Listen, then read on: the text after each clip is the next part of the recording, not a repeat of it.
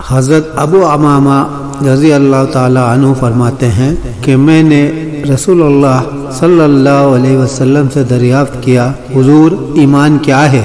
رسول اللہ صلی اللہ علیہ وسلم نے فرمایا، اگر نیکی کرنے کے بعد تجھے خوشی حاصل ہوتی ہو اور گناہ کرنے کے بعد تیرا دل رنجیدہ ہوتا ہو تو سمجھ لے تو مومن ہے۔ حدیث پاک کا مفہوم یہ ہے کہ اگر مسلمان سے کوئی گناہ ہو جائے تو اس کا ایمان ختم نہیں ہوتا۔